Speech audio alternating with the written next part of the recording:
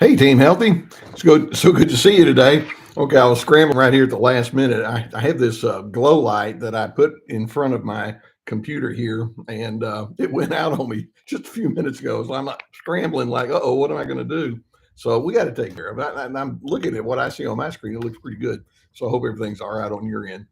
Hey guys, I'm so glad to be here with you. We've got a cool rainy day in Waco, Texas, and frankly, I love it. Fahrenheit, it's around 50 degrees. I don't know what that translates to Celsius for those of you who are outside of the U.S. We do it differently here. We do it a little bit goofy. Y'all do it on the 1 to 100. That makes a little bit more sense. Anyway, it's a nice, cool, rainy day. My grass is getting lots of water. We got a couple of squirrels out front, and they're gathering all the acorns. And Gus likes to say hello to them. How about that?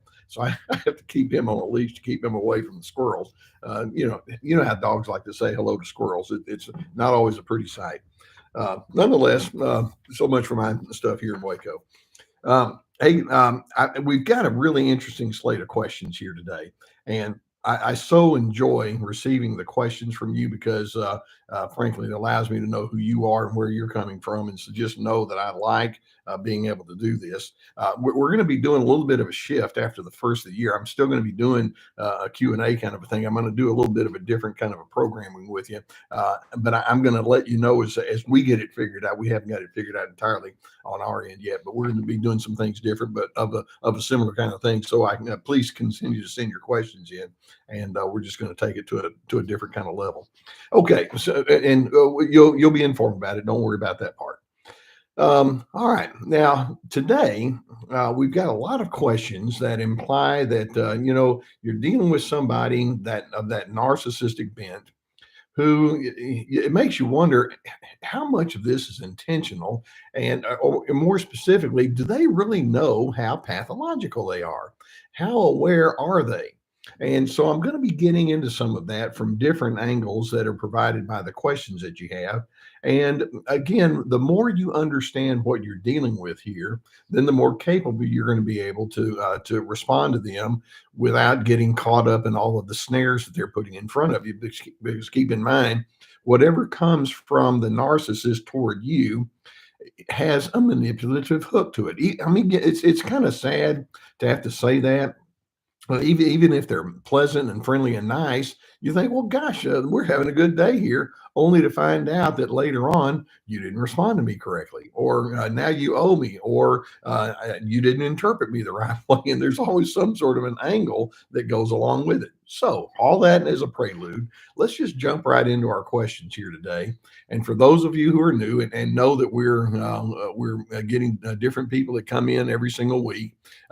Some of you are here on the live feed. Most of you are going to be watching it on tape delayed. Team Healthy knows what tape delayed is. That's me being old fashioned because I don't have a tape, and I guess it's delayed. But nonetheless, those of you who are on tape delay, I'm glad we're able to get it on your time schedule. Send in the questions, put them in the comments section, and then perhaps down the road you'll be able to hear your question, and I'll be able to address it. Now, the first one, frankly, this first one set up the whole theme of what I'm wanting to talk about. And so let's just kind of dive right into this, and then we're going to go into some subcategories, if you will. The first person says, are narcissists really that self-unaware, those unaware? Or are they simply masquerading their flaws by their inflated ego? Now, you remember one of the things I say to you guys on Team Healthy. Sometimes when you ask the question, you then answer it, and that person just did. Are narcissists really that self-unaware, or are they simply masquerading their flaws by their inflated ego? Okay, right there. Do they truly believe in their alternate reality and the flying monkeys they keep around them? Okay, so the question is, how aware are they? I mean, is this are they truly scheming, knowing full well that they're scheming with you and they're manipulating and exploiting you? And the answer is kind of, sort of, yeah, but with a twist. Narcissists can sometimes identify their traits. Okay, And for example, they may say, yeah, I know sometimes I'm a little stubborn. Or they may say sometimes like, yeah, sometimes I need to, speak a little bit more forcefully than you'd like. But I have to. Or, yeah, I know that I like to have my way. Or I know that sometimes you think I'm angry and sometimes I do get angry. And then every single time they make a comment like that or insinuate it, there's a but waiting to be spoken. But you shouldn't have said this, or you could have done this, or none of this would be happening if it weren't for whatever. And it usually involves you and your perceived or presumed deficiencies. So are narcissists completely unaware? And the answer is they're not completely unaware. They know that they have some things that you interpret or some characteristics that you interpret as problematic. And yet, if you were to say, I've concluded that you, speaking to the narcissist, that you're a really narcissistic person. So, every now and then, some of them will say, "So what?" And so some people will take that kind of as a badge of distinction. I actually had a few folks that would come into my counseling office and say, "Yeah, I'm a narcissist," and some people have even said I'm a sociopath. And it's kind of like they rub their badge, so to speak, and they're kind of proud of it. Most of them won't go that path though. Most of them might say, yeah, I know that I have these traits. And then they go into what we would then refer to as their blame shifting or victim shaming. The reason I am stubborn or the reason I am controlling is because I have to live with you and I have to engage with you and deal with all of your inappropriateness. None of this would be happening. At least you wouldn't be so upset if you weren't such a moron. That's how they think.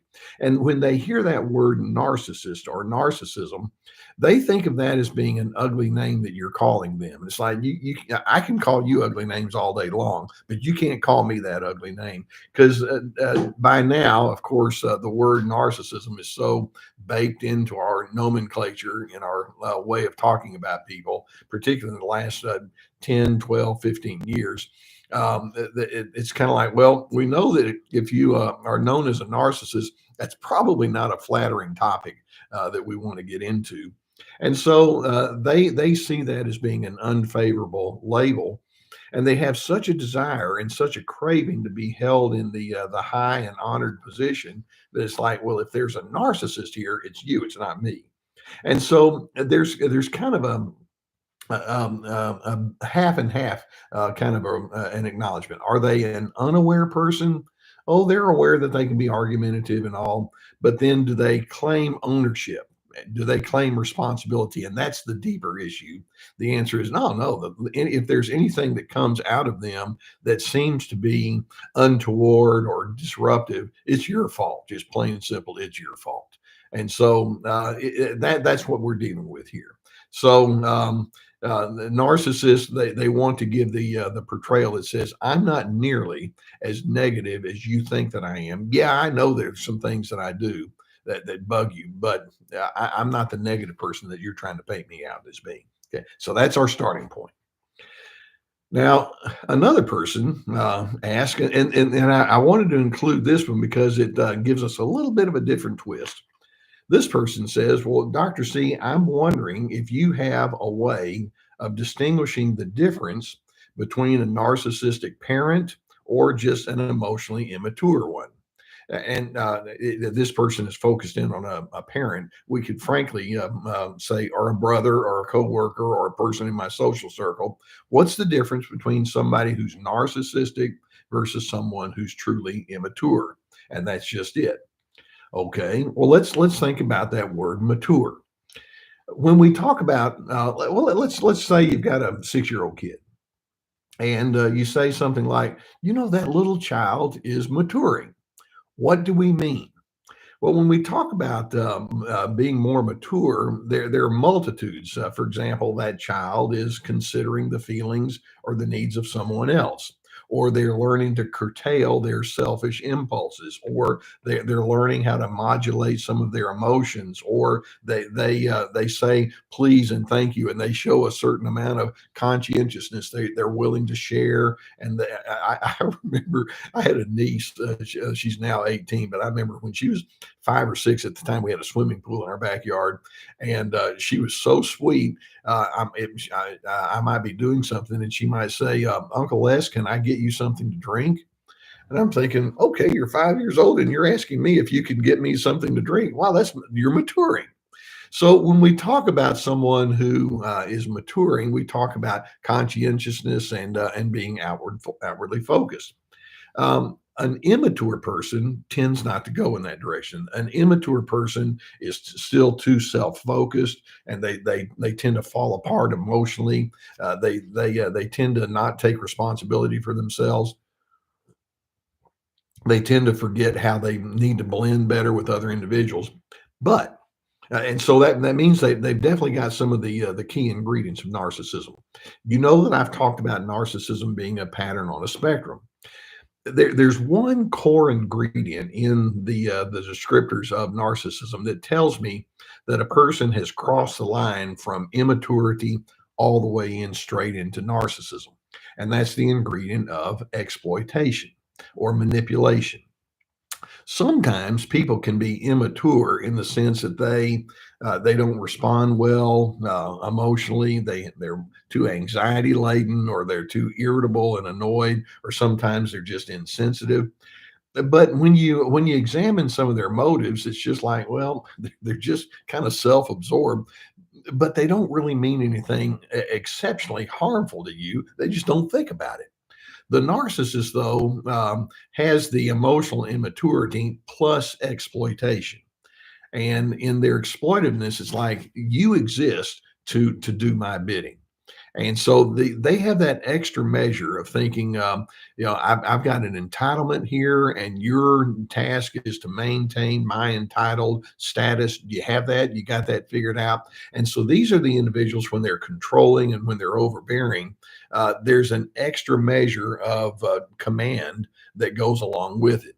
And so, is an immature person the same as a narcissist? And not exactly. On a scale of 1 to 100, 0 meaning there's no narcissism, 100 meaning you're a full blown malignant narcissist with a whole lot of baggage going along there. That immature person might be in the 35 or 40 or 45% level. They've got some of the characteristics, but they haven't, it's not completely overwhelmed their personality. But then you get to the 50% level and the 60% level, and that selfishness continues to be there, and that emotional dysregulation is even more and more prominent. Almost inevitably, when that happens, there's some sort of manipulation that's also accompanying that. And so, the further down the scale you go, then the more likely it's going to be that you add on the dimension of that extra exploitation, manipulation, and entitlement. And when you have that kind of ingredient that's there, that's when you know you've crossed the line. You're all the way in. So it's a really interesting way to look at that. So, are they aware? Are they unaware? We go back to typically they're going to blame you for whatever problems you call them out on, because it's inevitably going to be your fault. When in fact, no, you haven't matured. There's a term that I like to use. I call it your emotional competence versus psychological incompetence. And they're at an incompetent level, the psychological emotional incompetence, and they haven't learned to take responsibility, and that's when we start having deeper and deeper problems.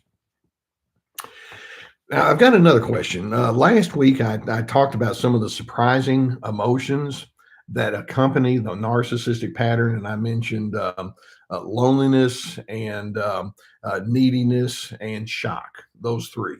And we often think of narcissists as having the emotion of anger and agitation and irritability, and that's very common. But this person is focusing on the question of loneliness and how a narcissist struggle with loneliness feeds into their pattern. And when we do this, we're getting into a real subtlety. And as we go into our theme of how aware or unaware they are, this is one they don't see whatsoever.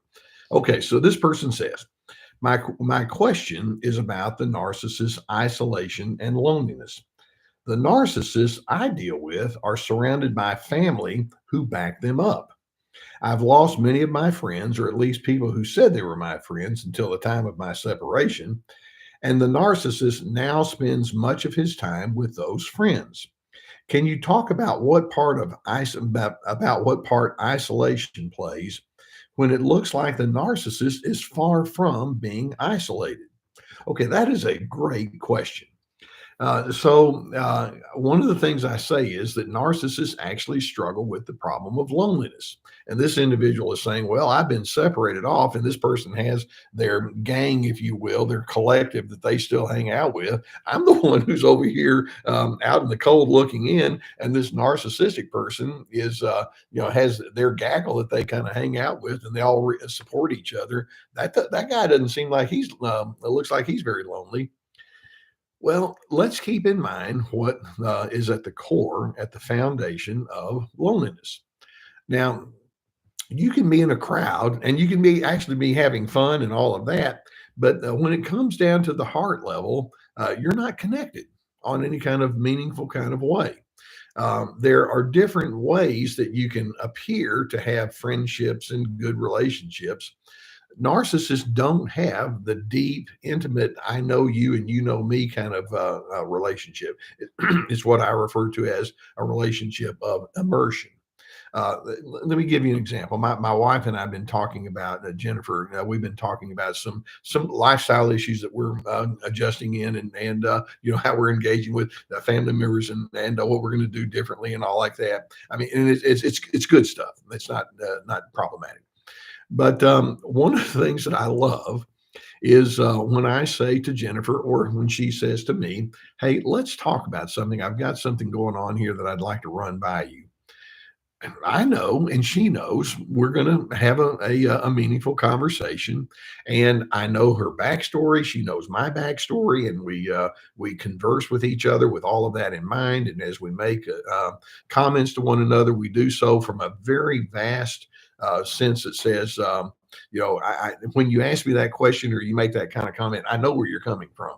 And so there's an immersive style of communication that we can have as we share who we are and what we need and what we feel, where there's just a sense that says, I'm in the presence of someone who's safe. Narcissists don't do that. I mean, immersion involves empathy, it involves compassion, it involves analytical thinking, all of that. Narcissists are too shallow for that. Keep in mind that one of the defining features of narcissism is a lack of empathy. You see, I operate on the assumption that I can get along with pretty much anybody on a shallow level when things are going good.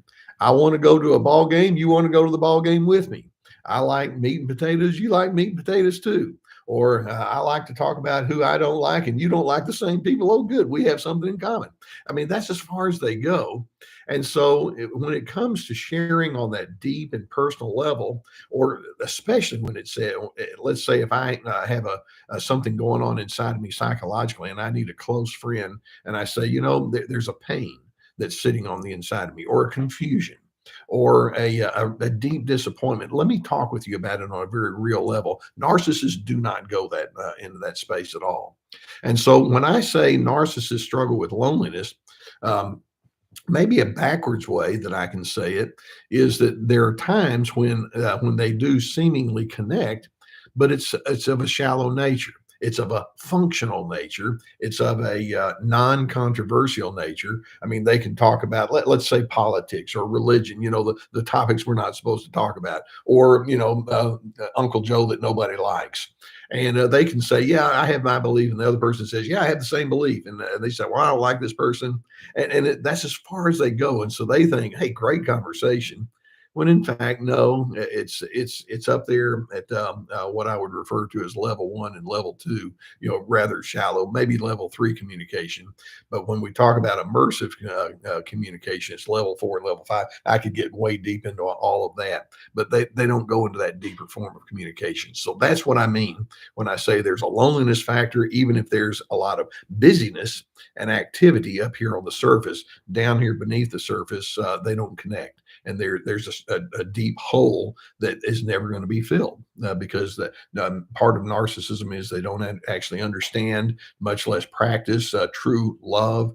They like being admired. They like you being deferential to them. They call that love, but that's not what we're talking about. So it's a much more nuanced thing when I say there's a loneliness factor, even though they can be good time Charlie or friendly Susie and all of that. So I hope that clarifies some of that. Okay, this next one, I actually had another one that was basically the same question with females, but we'll just include both. This person says, "Is there a link between handsome privilege and narcissism?" Or we can say, "Is there a link between feminine charm and beauty and narcissism?" And then this person says, "It seems like they rely so much on looks that they never develop a true personality, and they expect everything to be presented on a silver platter." Okay. And so, all right, this is another one of those questions that as you ask the question, you kind of give the answer there too.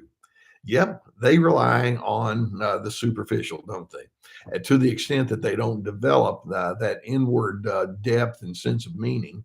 Um, when we have somebody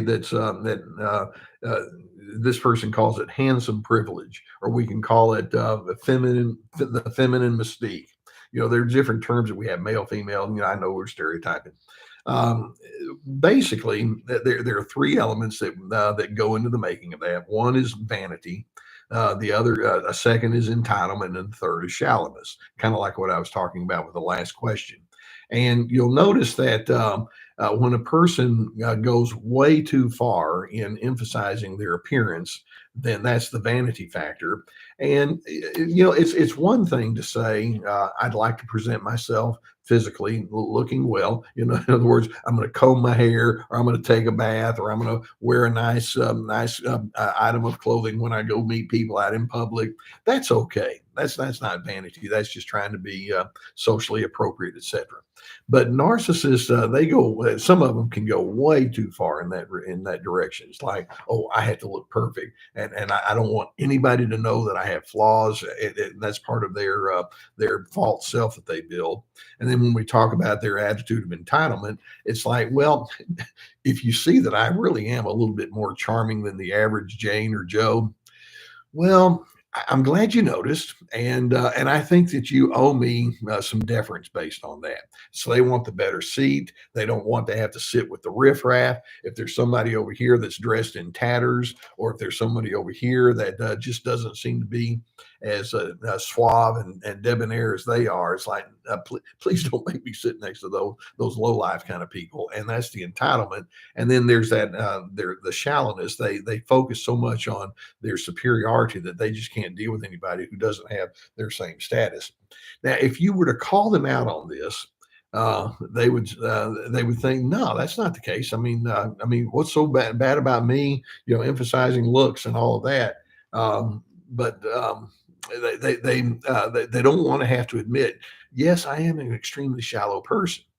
But you can see that these individuals are strongly, and when I say strongly, I can't say it's strong enough, driven by judgmental thinking. They judge other individuals based on all these superficial criteria. You have a big nose, you don't. You dress well. You look like you got your clothes at the thrift store, something like that. And so they look at that. They don't look at the person's interior because they don't have enough empathy to do so. And so, is there a link? And then the answer is yeah. And in fact, I'm concerned that when people put way too much emphasis on having to get rid of every flaw physically that they have, or having to upsell themselves, or having to have the best car, or the designer clothes and all like that, and they live for that, then usually that's an indication that says, and I don't deal with people that I judge to be lower than me. Almost always that goes along with it. And if you're not just like me, then off with your head, get out of here. That's how they think. Okay. Yeah, we have another question, and this is one that we go back to: are they aware or unaware? This goes to this person is recognizing there's a deep disconnect between public and private self. And I know that many of you deal with something like this. This person says, for 30 years, I've tried to connect with my sister-in-law. She's nice in public, but not once has she shown any interest in me, nor has she reached out as a friend. And I'm assuming that this is a woman who's saying this about her sister-in-law. I've noticed that she's a loner who connects with no one at the heart level. My question is, should I try to talk with her about how we can have a closer relationship? So you have someone that when she's out in public, hey, how's your daughter doing? Or hey, last week you told me that you were going to go on this weekend trip. How did it go? And they can be friendly and can remember things about others, and folks can walk away thinking, well, what a nice person.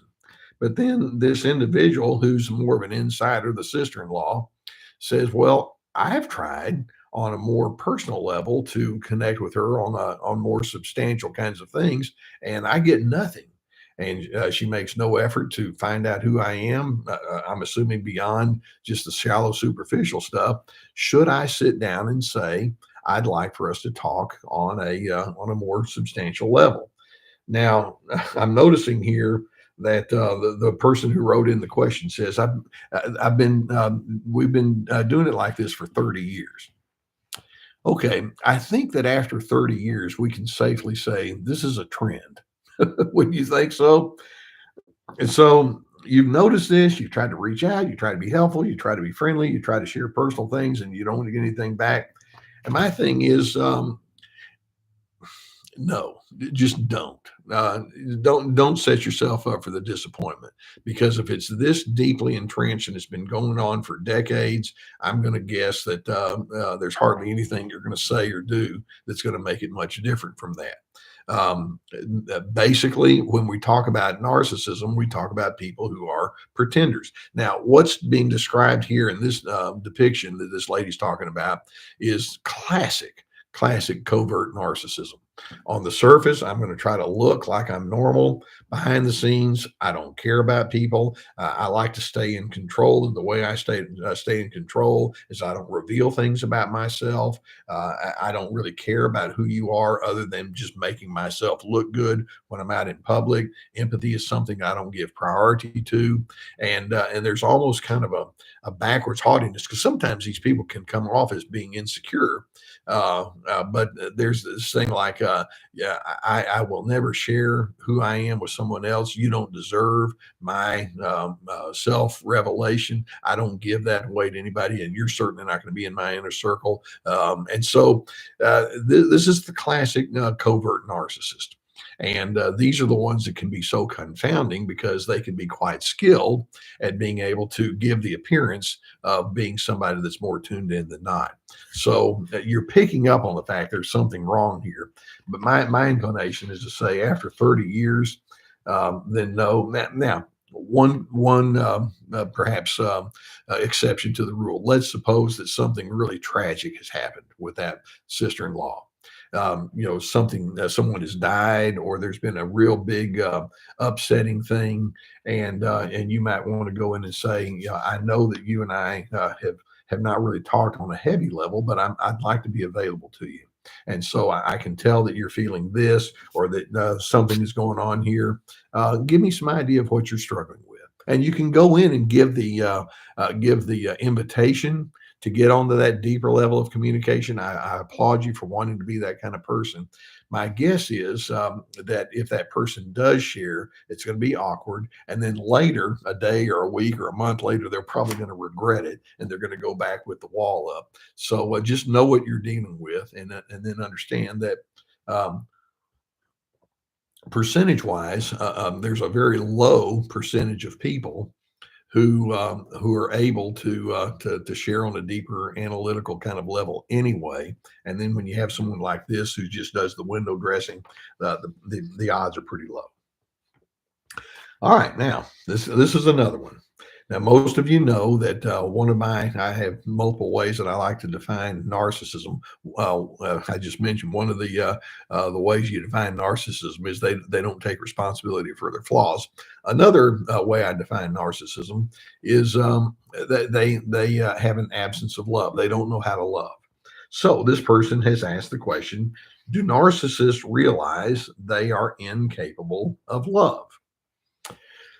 Okay, this goes back to our core theme here, aware versus unaware. And if you were to say to the narcissist, I don't think you're capable of love, just point blank, you challenge them. Most, maybe a few might say, well, I don't love you. Most of them would find that to be a great insult that they would want to avoid. Because it may, if they were to say, yeah, I don't love anybody. I don't. Some may be so depressed or so bitter or so pessimistic that they'll say, so what? But a lot of them, it's like, well, if I say that, that makes me sound like a terrible person. A lot of times they say, well, I love people and people love me. And they're not talking about love in the way that I'm guessing you, the writer of this question, is thinking about love. Narcissists, if they think, well, my friend over here loves me or my sister loves me, it may be that we they give deference for me or they give me compliments and so that's love, or that they'll go to the movies with me, or they'll help me out and do favors, that's love.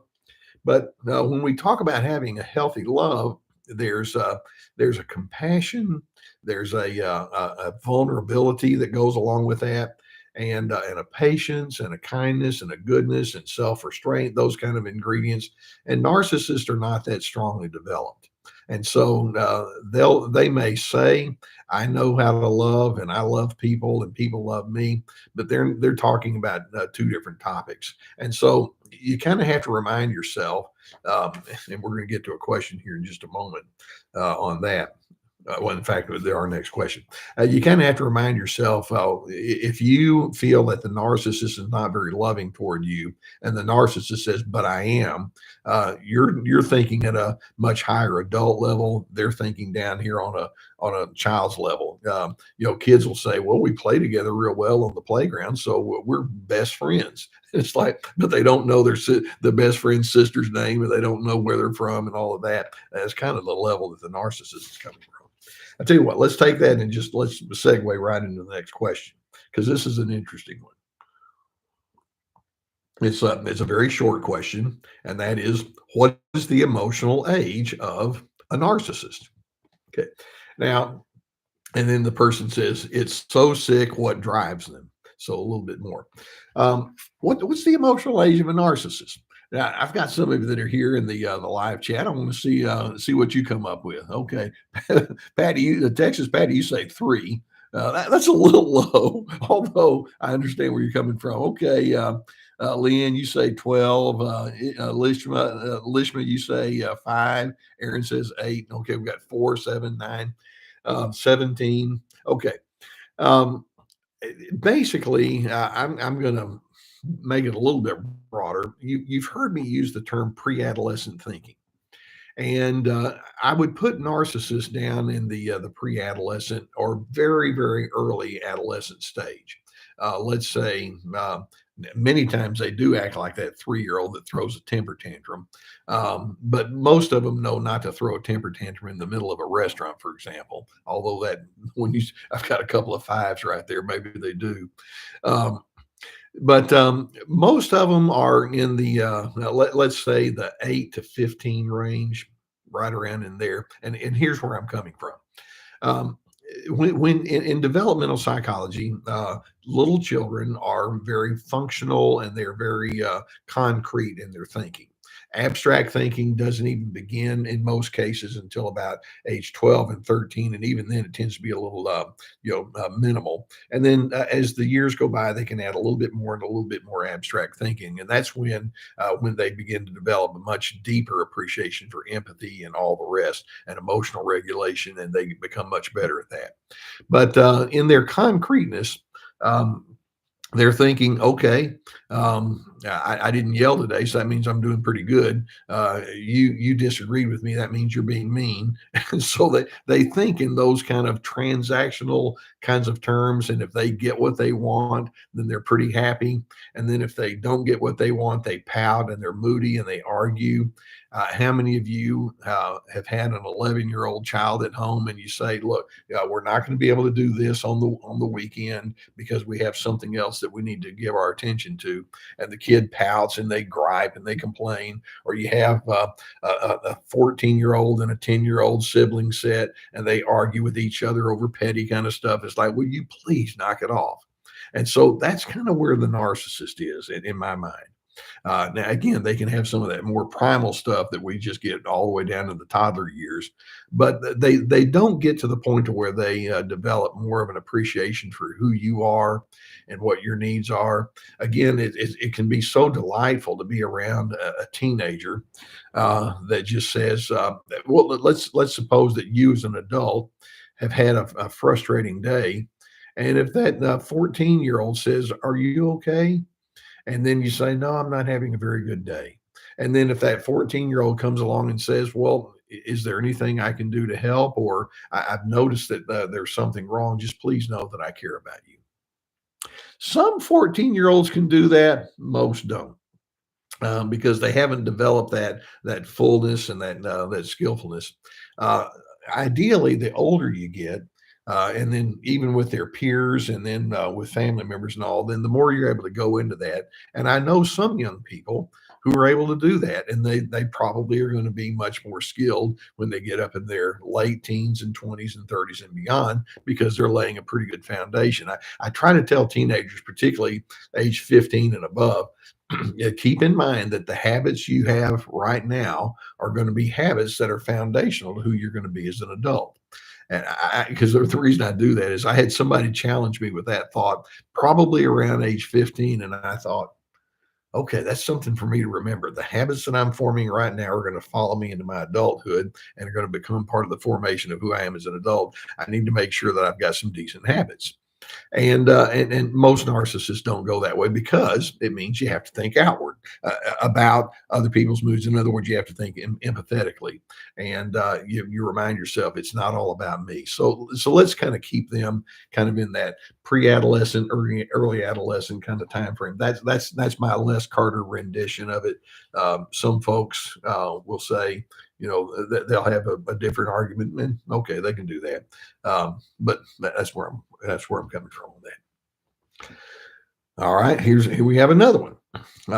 And this is somebody dealing with that difficult ex-husband. There's not a whole lot of outstanding ex-husbands running around there, or ex-wives running around there, are there? Okay, this person says, when I have to interact with my narcissistic ex-husband, we're interacting and he seems connected and engaging. Then all of a sudden he acts distant and hard and emotionally flat. Can you explain what's happening with his behavior? And now she gives the answer. It's as if he becomes a completely different person in a matter of about 30 to 60 seconds. Is this a small or is this a small or possibly a light mask slipping episode? Okay. And the answer is, well, you just answered it with your question. The answer is yes. So you have your ex, and let's say you're at a function with one of the kids, or maybe that there's a big gathering and a lot of people are around, and the ex and say, hey, how you doing? Everything okay? How's the job? How's your Aunt Mary? And they can seem to be very friendly. And you're thinking, well, this is going okay. And then there's just a sharp turn. They look at you and they just have a look of disgust, or you say something and it's like, I don't want to talk. And they can just do like that. And it's like, wait a minute, just a minute ago, you were pleasant and asking about my Aunt Mary, and now you're over here just you won't look at me. What's going on? And just as you asking the question, is this a mask that's coming off? Is this an episode where it's slipping? And in asking that question, it's like, well, you've already figured it out. Just go ahead and flatten the question and say, this is a mask. And this is an episode where they're coming out from behind and showing their real self. Keep in mind that one of the primary ingredients is of narcissism is the construction of the false self. And so there are, just because sometimes they can appear pleasant and friendly and all like that, doesn't mean that's the real self. The real self shows up in the midst of conflict or differences, or when complexities are required for you to have to come to terms with. And so that's when you're going to know if a person has made some changes or not. Basically, they're kind of, this person is almost implying, when they're nice, does that mean they've turned a corner? And then when they go back to this cold-hearted stuff, it's like, nope, they didn't turn a corner at all. And so their true character is being shown in that moment where they just shut you down and go cold. Okay, we have another question here, and let's just go with it. This person says, I know people have different backgrounds and cultures and religious beliefs and political beliefs, but what if someone takes those beliefs too far, to the point to where we can't just disagree and act like everything is normal? Do you think the rise of narcissism is contributing to a person's extreme views? And the answer is yes. One of the concerns that I have is when people have their beliefs, and pick any topic. It can be about religion. It can be about who should be the president of the United States, or the prime minister of Great Britain, or it could be about how you're supposed to discipline your kids, or what we need to do with our money. One of the problems that bothers me with whatever the topic is when folks come along and say, well, good thing you have me here, because I'm going to tell you all, I'm going to tell anybody that needs to know what the truth is. And they go into this really high authoritarian mode. And this person is saying we can't just disagree when it's clear that we don't think or believe the same. You see, I'm one of these. If someone says, well, I don't think the same as you politically, I don't require you to think the same as me. I'm okay with that. I may not like your candidate, or I may not agree with the viewpoints, but you do. And I start with the assumption that says variety is such a part of the human experience that, of course, I need to make room for variety. Now, there are some individuals who are so exaggerated in their differences from me that we're never going to have a very close relationship. But I don't have to treat you as if you're just complete dirt. If you disagree with me, or if you don't understand the nature of God in the same way I understand, or if you don't believe in it at all, my thinking is, well, let me know what you think and what you believe, so that I can know you better. And hopefully, as I understand you and know you, or you don't have the same opinion about family structures or whatever it might be, lifestyle choices, I can still say, well, let me learn from you. Who are you, and what are your needs, and how might I be able to blend with you as best as we're able? Narcissistic individuals, it's like, you know what? When I declare something, end of discussion, that's it. And they don't want to go into that understanding or accepting kind of frame of mind to them, to show understanding, and to offer some form of acceptance to someone who's different. To them, that's weakness. It's like that you're going to just walk all over me, or that means I'm having to water down what I know is right, and so they can't do it. And I'm one of these that says you can know you're right, or think you're right, and be kind at the same time. They're not mutually exclusive. To the narcissists, they are, because they have to be the authority. They love those two words. I know what's right, and I know how things are supposed to be. And so they can't let go of it. So they have a high need for control, a strong attitude of superiority, and low empathy. And that just causes them to stay in that imperative, demanding, condescending attitude toward you. Okay, let's take one more question here, and we'll wrap it after that. This person says, is it common for narcissists to delay or to refuse to introduce a decent, well-intended person to their social circle, if they actually have one? Even when they frequently mention their friends, wouldn't it be normal to introduce new people to your group within a few months? So here we have a situation where apparently the person who's asking the question says, "Well, I think I'm becoming close to this person who may be a narcissist, and we do some things over here separately. But then when I ask, well, tell me about your friends over here, it's like, no, you don't need to know. Or I'd like to meet this person. You've mentioned that person several times, and now I don't want to introduce you. What's that all about?" And the word that I would use is compartmentalization. You're being compartmentalized. Narcissists are users. And so it's like, well, I socialize with you, or I spend time, or I share activities, or who knows what with you. And I'll get from you what I want.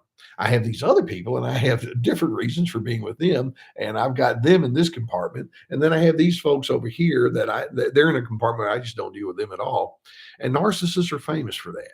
And so that's part of their defensive structure, because that way they don't have to confront who they are and how they differ and how they present themselves differently. But then, are they aware that they're compartmentalizing?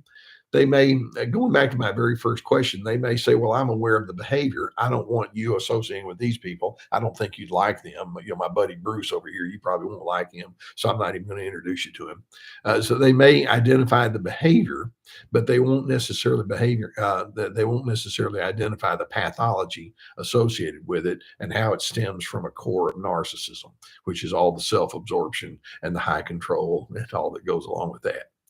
So we go back to our original question: how aware or unaware are they?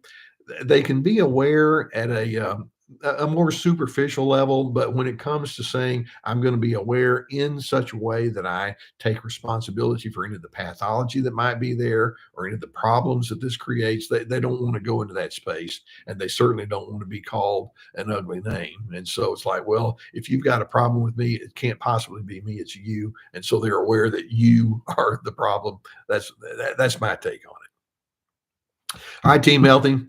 I hope you have a good rest of the week. Like I say, we got a nice, cool, rainy day here in Waco, and I don't know. There's something about me that says I enjoy it. I like to actually sit out on the porch and watch it rain. Who knows? Maybe Gus and I'll go do that later on today. I hope you have a good rest of the week. And please, as you have questions, go down, put your comments in the comments or questions in the comments section. And remember our sponsors that we have, BetterHelp.com. I have the sponsors for a reason. I want you to be able to avail yourself to that. We also have our courses and stuff like that. Make yourself available. All that we try to be such that we make you available, or make available to you all sorts of helpful things. Team Healthy, I hope you know how much I appreciate you, and I respect the efforts that you're making to try to better yourselves, and I'm so pleased to be a part of that. I shall see you next time around, same time, same station next week. Bye.